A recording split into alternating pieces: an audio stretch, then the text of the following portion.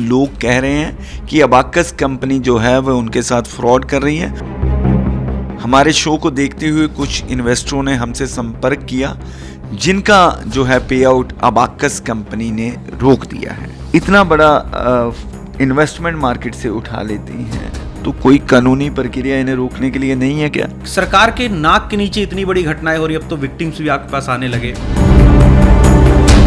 Proper GST बनाने के लिए वेरिफिकेशन होता है, एड्रेस पे आती है, वो डिपार्टमेंट के लोग आते हैं, वो प्रॉपर वेरिफिकेशन करते हैं और फिर जाके आपका जीएसटी नंबर अलॉट होता है। 3 एड्रेस हैं। सबसे बड़ा तो सर फ्रॉड यहीं दिख रहा है सीधा सीधा। आपने कहा कि देश छोड़कर बाहर चले जाएंगे, तो ऐसे लोगों के पासपोर्ट जब्त करने की कोई प्रक्रिया हो सकती है? क्या आज तक हम विजय माल्या को वापस ला पाए? क्या नीरव मोदी को वापस ला पाए? लाख कोशिशों के बाद नहीं कर पाए। अभी तो सरकार इसी पे नहीं चेत रही है कि भैया इन्हें अभी पासपोर्ट तो जब्त कर लो, इनके खिलाफ कुछ तो एक्शन ले लो। मेरे पास एक दस्तावेज भी है। इस दस्तावेज में ये MLM का जो इनका सिस्टम है वो साफ साफ नजर आ रहा है। Royalty rank, reward rank, total block कितने इन्होंने सेल किए हैं, परचेज किए हैं, मेन वॉलेट में कितने पैसे हैं, रेंट वॉलेट में कितने पैसे हैं, कितने की परचेज की। फ्यूचर मेकर नाम की एक कंपनी थी, वो 7वीं फेल एक दर्जी ने लोगों को 10,000 करोड़ रुपए का चूना लगा लिया। मध्य प्रदेश सरकार कहीं ना कहीं सवालों के घेरे में आ चुकी है, तो उन्होंने एक ऐसी कंपनी को के हाथ में अपनी शाख दे दी जो उनकी लुटिया डबोने में लगी हुई है। अगर इस तरह के लोग सरकार तक पहुंच पा रहे हैं सर, तो फिर तो अंधेर नगरी वाला नाटक आज भी उतना ही चरितार्थ है जितना उस समय में था सर। पहले तो ये जांच करे कि जो ये जितना इन्होंने इन्वेस्टमेंट लिया उतनी प्रॉपर्टी भी है इनके पास, जितनी जल्दी हो उन प्रॉपर्टीज को जब्त करे और जो भी इन्वेस्टर्स हैं उनके पैसे वापस कराए। 2022 या 23 तक भारत में लगभग 2.5 लाख सेल कंपनीज को खत्म किया गया। 2.5 लाख। सोचो, इनका एक एक कमरे में कंपनी चल रही थी जिनका ट्रांजैक्शन मिलियंस में था। ऐसे ही चल रहा है सर। चिटफंड कंपनियों के खिलाफ जो डेली इंडिया न्यूज ने मुहिम चलाई थी उसका अब असर दिखने लगा है। सरकार तो सरकार और इन्वेस्टर भी जो हैं वो जागने लगे हैं। हमारे शो को देखते हुए कुछ इन्वेस्टरों ने हमसे संपर्क किया जिनका जो है पे आउट अबाकस कंपनी ने रोक दिया है। मैं बता दूं कि लोग कह रहे हैं कि अबाकस कंपनी जो है वह उनके साथ फ्रॉड कर रही है। उन्होंने उसमें पैसा इन्वेस्ट किया और उन्होंने उनका जो है पे आउट तक रोक दिया है। उन्हें नहीं लगता कि भविष्य में जो अबाकस कंपनी है उनका पे आउट उन्हें देगी। जो रेंटल इनकम है वो भी उन्हें लगता है कि कहीं ना कहीं वो भी स्टेक पर लग चुकी है। तो हमारे साथ आर्थिक मामलों के जानकार आलोक दुबे जी मौजूद हैं, उनसे जानेंगे कि ये जो कंपनियां हैं सर इतना बड़ा इन्वेस्टमेंट मार्केट से उठा लेती हैं तो कोई कानूनी प्रक्रिया इन्हें रोकने के लिए नहीं है क्या? सर प्रक्रियाएं तो बहुत हैं, लॉज भी बने हुए, चाहे चिट फंड है या और तरह की विधियां हैं जी। लेकिन ये है कि सरकारी तंत्र में कर्मठता कितनी है, वो लागू कितना कर रहे हैं, ये बहुत बड़ी समस्या का कारण है कि उन सरकार के नाक के नीचे इतनी बड़ी घटनाएं हो रही। अब तो विक्टिम्स भी आपके पास आने लगे। आपको बहुत बहुत धन्यवाद कि आपने इस मामले को इतना आप लगे रहे इसके लिए, लगातार इस पे आप स्टोरीज करते रहे, कब विक्टिम्स आप तक पहुंचने लगे। लेकिन क्या ये विक्टिम सरकार तक नहीं पहुंच रहे हैं? क्या सरकारी तंत्र तक नहीं पहुंच रहे हैं? क्या शिकायतें सरकार तक नहीं जा रही होंगी? सरकार कहीं ना कहीं सो रही है। जो एक बहुत पुराने एक लेखक हुए भारतीय नरेश चंद्र की एक कहानी है, उनका एक नाटक है अंधेर नगरी चौपट राजा, टके सिर भाजी टके सिर खाजा। कहीं ना कहीं सारी व्यवस्था उसी में फंसी हुई है जी। अब तो देखिए, एक इन्वेस्टर हैं जिनका यूज़र नेम अगर मैं बात करूं तो इन्होंने अलॉट किया होगा ABC 7091 है। तो सरोज कुमारी जी ने इनके पास पैसे इन्वेस्ट किए हैं, अपनी गाड़ी खून पसीने की कमाई इन्वेस्ट की है। तो इन लोगों ने इनका पे आउट तक रोक दिया, रेंट तक रोक दिया। अब वजह क्या है? कोई सरकारी तंत्र ने इसे रोका है या इन्होंने खुद रोक दिया, ये खुद जाने। परंतु जो इन्वेस्टर हैं उनका जो पैसा है वो दांव पर लग चुका है। और अगर मैं बात करूं, अब जो इन्होंने हमें अपने दस्तावेज भेजे हैं उस दस्तावेजों की बात करें तो इनको जो अबाकस कंपनी बिल काट के दे रही है वो बिल काटा है इन्होंने। ऑर्डर आईडी बताया है उसमें 19232133 और बिल डेट है अक्टूबर 19 2023 और जीएसटी नंबर इन्होंने अपना बताया और बिल नंबर अभी तक इसमें नहीं बताया है। और जो आईजीएसटी जो ये डिडक्ट कर रहे हैं ये सीधा 18% जो है वो कटा हुआ दिखा रहे हैं, जबकि इनको स्प्लिट करके स्टेट और सेंटर का अलग अलग दिखाना चाहिए। और बिलिंग एड्रेस जो इनका है, अगर मैं बात करूं कंपनी का, BP broadband private limited, Chandigarh housing board, flat sector 63, flat number है 2291 बी, ब्लॉक नंबर 33।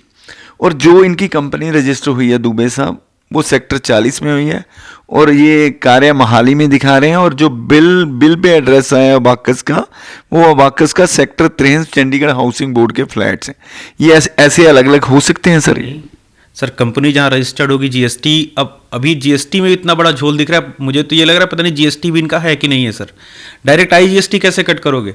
आईजीएसटी तो जब इंटर स्टेट ट्रेड होता है तब की बात होती है।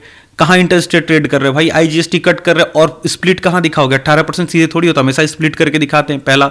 दूसरा, ये दो एड्रेस कैसे सर? प्रॉपर जीएसटी बनाने के लिए वेरिफिकेशन होता है, एड्रेस पे आती है, वो डिपार्टमेंट के लोग आते हैं, वो प्रॉपर वेरिफिकेशन करते हैं और फिर जाके आपका जीएसटी नंबर अलॉट होता है। 3 एड्रेस हैं।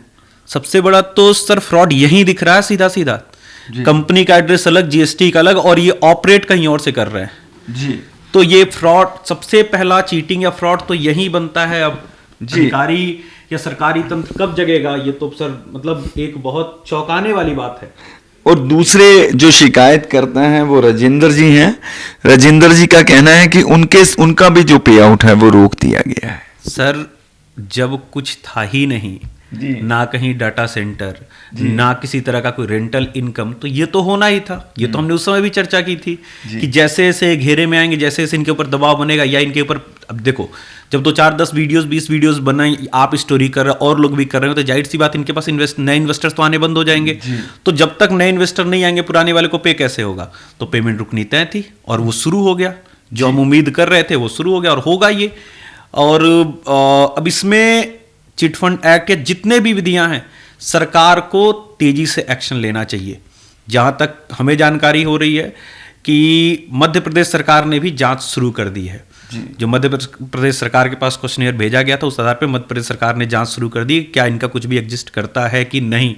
तो इसी तरह से पंजाब सरकार को, पंजाब प्रशासन को, चंडीगढ़ प्रशासन को भी जितनी जल्दी हो इस पे एक्शन लेना चाहिए। नहीं तो वही होगा कि ये देश छोड़ के बाहर निकल लेंगे, जनता अपना पैसे पाने के लिए दर दर भटकती रहेगी। हाँ दुबे जी, जैसे कि आपने कहा कि देश छोड़कर बाहर चले जाएंगे, तो ऐसे लोगों के पासपोर्ट जब्त करने की कोई प्रक्रिया हो सकती है? कैसे हो सकता है? क्योंकि अगर इन लोगों ने कहीं किसी कंट्री में जाकर पीआर या सिटीजनशिप ले ली, तो भारत सरकार को इनको वापस लाना भी मुश्किल हो जाएगा। तो क्या एक्शन होता है? सर देखो, पहले तो ऐसे लगभग प्रत्येक मामले में पाया गया कि इनकी नागरिकता पहले से किसी न किसी देश की थी। क्या आज तक हम विजय माल्या को वापस ला पाए? क्या नीरव मोदी को वापस ला पाए? लाख कोशिशों के बाद नहीं कर पाए, क्योंकि लगभग 60 देशों के साथ ही अपने पास एक्स्ट्राडिशन ट्रीटी है, तो वो तो अलग की बात है। अभी तो सरकार इसी पे नहीं चेत रही है कि भैया इन्हें अभी पासपोर्ट तो जब्त कर लो, इनके खिलाफ कुछ तो एक्शन ले लो। ये आज हो सकता है, आज इस स्टोरी के बाद कल निकल जाए, क्या पता है जी।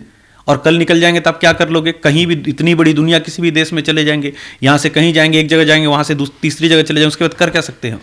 तो देखिए, मेरे पास एक दस्तावेज भी है। इस दस्तावेज में ये MLM का जो इनका सिस्टम है वो साफ साफ नज़र आ रहा है। Royalty rank, reward rank, total block कितने इन्होंने सेल किए हैं, परचेज किए हैं, मेन वॉलेट में कितने पैसे हैं, रेंट वॉलेट में कितने पैसे हैं, कितने की परचेज की।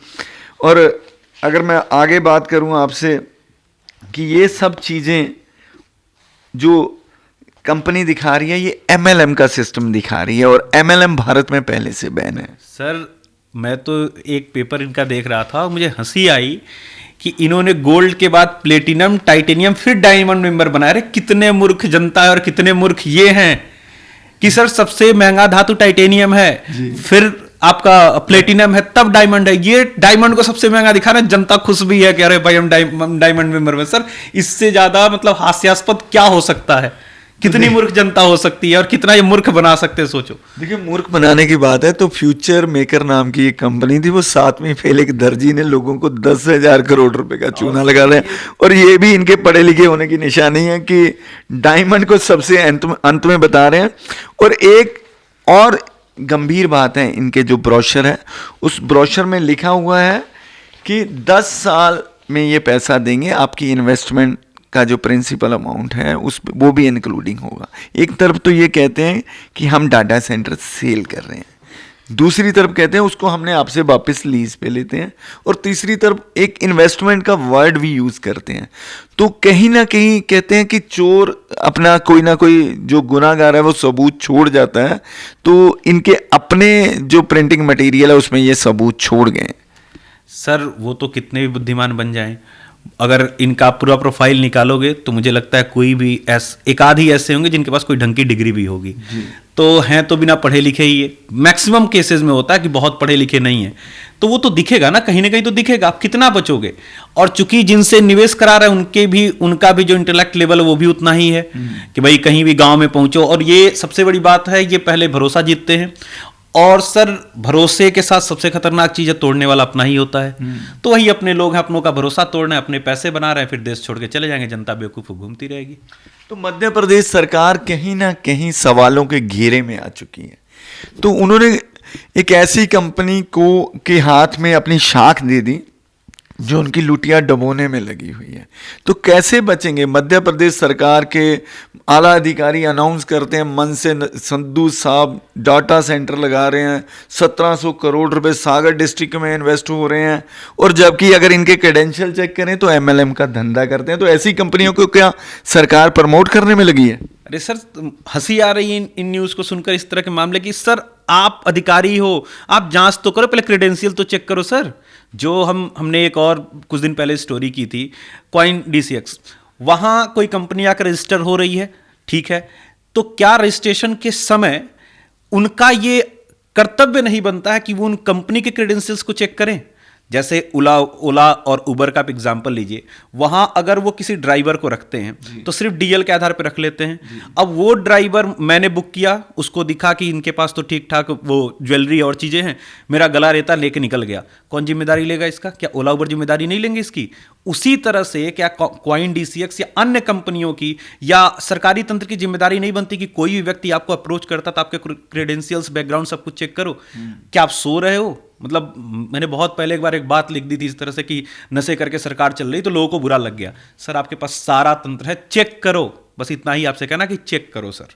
तो अगर चेक करने वाले ही मिल जाएं, कहते हैं कि जब भाड़ी खेत को खाने लग जाएगी तो उस खेत का कौन जिम्मेवार होगा? तो क्या मध्य प्रदेश सरकार के आला अधिकारी हैं वो सरकार की शाख और लुटिया डबोने में लगे हुए हैं? बिल्कुल, अगर इस तरह के लोग सरकार तक पहुंच पा रहे हैं सर, तो फिर तो अंधेर नगरी वाला नाटक आज भी उतना ही चरितार्थ है जितना उस समय में था सर। जी।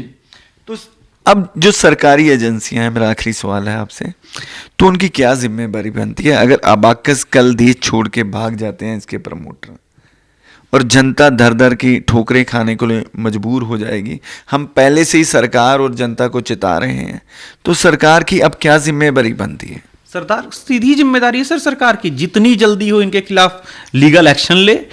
पहले तो ये जांच करे कि जो ये जितना इन्होंने इन्वेस्टमेंट लिया उतनी प्रॉपर्टी भी है इनके पास। बहुत सारे केसेस में ये भी हुआ है, बहुत सारे केसेस में हुआ है कि इन्वेस्टमेंट के 10% भी प्रॉपर्टी नहीं है, क्योंकि पूरा पैसा कहीं मनी लॉन्ड्रिंग से घूम के विदेश चला गया है, डॉलर में चेंज हो चुका है, यूरोज में चेंज हो चुका है। पहले तो ये चेक करें जितना इन्वेस्टमेंट लिया उतनी प्रॉपर्टी भी एग्जिस्ट करती है कि नहीं ग्राउंड पे, और जितनी जल्दी हो उन प्रॉपर्टीज को जब्त करे और जो भी इन्वेस्टर्स हैं उनके पैसे वापस कराए। दुबे साहब, क्या इन्वेस्टर के जो हित हैं, आपको लगता है कि जो देश का सिस्टम चल रहा है वो सुरक्षित है? जैसे अभी आपने कॉइन DCX की बात की, वो अगर कॉइन DCX अगर लोगों को अपने एक्सचेंज में रजिस्टर कराता है, रजिस्टर कराने के बाद वो लोग लोगों से ठगी कर जाते हैं, तो उसका जिम्मेवारी कौन लगा? और जो फाइनेंशियल इंटेलिजेंस यूनिट के साथ अपनी रजिस्ट्रेशन दिखा दिखा के लोगों को मूर्ख बनाने में लगे हुए हैं, जबकि उनकी एक रजिस्ट्रेशन आपने पहले भी बताया था कि सिर्फ एक नॉलेज प्रोवाइडर के तौर पे है, कि इंफॉर्मेशन प्रोवाइडर के तौर पर है, आप हमें इंफॉर्मेशन प्रोवाइड करेंगे, वो उसका जो है गलत फ़ायदा उठा रहे हैं। एग्जैक्टली इसमें कोई शक नहीं है सर। यही तो जिसको कहते हैं अकाउंटेबिलिटी। सर दो शब्द हैं, एक होती है रिस्पॉन्सिबिलिटी, एक होती है अकाउंटेबिलिटी। एक इसको कहते हैं उत्तरदायित्व, इसे कहते हैं जवाबदेही।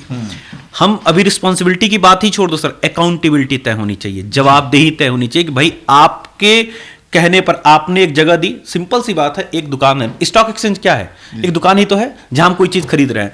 अब वो चीज डिफॉल्टर निकल गई तो हम स्टॉक एक्सचेंज की जिम्मेदारी है कि नहीं, इसे वापस करे, मेरे पैसे वापस करे। भाई वो चीज एक्सपायर निकली तो वापस करो, लेकिन यहाँ तो स्टॉक एक्सचेंज हाथ खड़े कर देगा, मुझे नहीं पता है, कंपनी डूब गई, मैं क्या कर सकता हूं? तो सर आपकी ये इस तरह का एक कानून पारित होना चाहिए कि भाई अगर आपके दुकान से कोई चीज खरीद रहे हैं तो आपकी जिम्मेदारी कि मेरा नुकसान होगा तो आप भरपाई करोगे, मैं उसे ढूंढने नहीं जाऊंगा, क्योंकि आपके कहने पर मैंने वो वस्तु खरीदी थी। दुबे जी का कहना है कि अकाउंटेबिलिटी तय होनी चाहिए अधिकारियों की, सरकार की और कंपनियों की। और दूसरी बात, वापस अबाकस पे आता हूं, तो जो अबाकस कंपनी है वो लोगों के साथ जो उनका इन्वेस्टमेंट लेती है, जब वो उनको जो डाटा सेंटर बेचती है या डाटा सेंटर के नाम पे मैं यूँ कहूँ तो इन्वेस्टमेंट लेती है, उसका जो एग्रीमेंट करती है, उसमें एक ऑथोराइज सिग्नेटरी का जिक्र आता है। ऑथोराइज सिग्नेटरी रोहित वधावन जो उनका पूरा नाम है। अगर बात करें तो रोहित क्या एग्रीमेंट कर सकते हैं? ऑथोराइज हैं, कॉम्पिटेंट टू कॉन्ट्रैक्ट हैं? सर ये तो अब अगर कंपनी के सारे पेपर्स देखे जाएंगे कि भाई कंपनी प्रोप्राइटरशिप है, लिमिटेड लाइबिलिटी है, क्या मतलब किस तरह से उसको रजिस्टर्ड किया गया, उसमें कितने बोर्ड ऑफ मेंबर्स हैं, इनको क्या सच में पावर ऑफ अटॉर्नी साइन हुआ है, क्या हुआ है, वो जब प्रॉपर लीगैलिटी में जाके चेक होगा तभी समझ में आएगा कि ये सच में सिग्नेटरी हैं भी या हवा में सब कुछ चल रहा है। एक प्रक्रिया समझना चाहता हूँ कि जैसे कि हमें जितनी जानकारी मेरे को है उसमें यह है कि अगर कोई कंपनी किसी को अथॉरिटी देती है तो उसको एक रेजोल्यूशन डालना पड़ता है, तो रेजोल्यूशन का एक नंबर भी होता है। क्या उस नंबर के बिना किसी को अथॉरिटी दी जा सकती है एक कंपनी में? बिल्कुल नहीं सर, बिल्कुल नहीं, बिल्कुल नहीं। वो नंबर आपको रेजोल्यूशन देना होगा, नंबर जारी होगा, फिर उस नंबर के आधार पर ही आप ऑथराइज सिग्नेचरी बनोगे। वो नंबर अगर है तो ये ऑथराइज है, नहीं है तो सब कुछ फर्जीवाड़ा है। सर रोहित का ना तो इसमें उन्होंने कुछ डेजिग्नेशन बताया है, ना उसका प्रॉपर एड्रेस बताया, कुछ भी नहीं बताया, सिर्फ ऑथोराइज सिग्नेटरी सिग्नेचर। सर यही तो पूरा खेल चल रहा है सेल कंपनीज का। आपको जान के आश्चर्य होगा 2014 के बाद 2022 या 23 तक भारत में लगभग 2.5 लाख सेल कंपनीज को ख़त्म किया गया। 2.5 लाख, सोचो इनका एक एक कमरे में कंपनी चल रही थी जिनका ट्रांजैक्शन मिलियंस में था। ऐसे ही चल रहा है सर। और अभी जिस तरह से एक बीच में न्यूज़ आई थी जीएसटी फ्रॉड की, बहुत बड़ी न्यूज़ आई थी, ये घटनाएं डेली चल रही हैं। मतलब आप सर छोटी सी न्यूज़ आपको शेयर करता हूँ, दिल्ली चांदनी चौक या जो इस तरह के छोटे छोटे मार्केट्स कहने को हैं, छोटे सेंस ये है कि जहाँ खुदरा बिक्री ज़्यादा होती है, ये 2 तरह से पैसे कमा रहे हैं। ये सामान उठाते हैं मार्केट से, बिना जीएसटी बिल के एक को भेजते हैं, और दूसरा जीएसटी की बिलिंग एक किसी गवर्नमेंट कॉन्ट्रैक्टर के साथ करते हैं और वहाँ से भी पैसा लेते हैं, उससे भी, और इससे सामान बेच के पैसा ले लिया। इतने तरह के फ्रॉड चल रहे हैं सर। जीएसटी फ्रॉड भी हो बिल्कुल हो रहा है। तो उसी तरह से इन्होंने कुछ कर रखा होगा कि मुझे तो अभी सर इस बात पे भी बड़ा शक है कि पता नहीं इनका जीएसटी रजिस्ट्रेशन भी प्रॉपर है या नहीं है, कि हवा में ही सब कुछ चल रहा है। हालांकि जहां तक मेरे सुनने में आया था कि इनके यहाँ जीएसटी रेट एक बार पड़ चुकी है, उसके बाद भी प्रॉपर रजिस्ट्रेशन है कि नहीं, और जिस तरह से इन कागजात में दिख रहा है ये तो मुझे कहीं से नहीं दिख रहा कि जीएसटी रजिस्ट्रेशन इनका हुआ है जी। तो देखिए, ये थे आलोक दुबे जी, जिनका कहना है कि ये कंपनी का काम करने का जो तरीका है वो जो है देखने में सस्पिशियस लगता है। अगर बात करें जीएसटी रजिस्ट्रेशन की, तो जीएसटी रजिस्ट्रेशन के मामले में भी जिस तरीके से ये बिलिंग कर रहे हैं, बिल नंबर नहीं डाल रहे हैं, वो भी अपने आप में संदेहजनक लगता है। दूसरी बात, जैसे कि अगर लाखों रुपए का अगर बिल हमने काटना होता है तो उसकी भी बिलिंग जो है वो ऑनलाइन होती है जीएसटी पोर्टल पे होती है। ये किस तरीके से बिल काटते हैं, किस तरीके से काम करते हैं, इसकी गहन जांच होने की ज़रूरत है। और दूसरी बात, जो सरकार के आला अधिकारी हैं उनकी अकाउंटेबिलिटी बनती है, क्योंकि उनके विश्वास पर, उनके आधार पर, उनके साथ फ़ोटो खिंचवाने के कारण लोग इम्प्रेस होकर इन्वेस्टमेंट करते हैं। दर्शकों, समय हो गया आपसे इजाज़त लेने का। मुझे दुर्गेश गाजरी और आलोक दुबे जी को दीजिए इजाज़त। नमस्कार।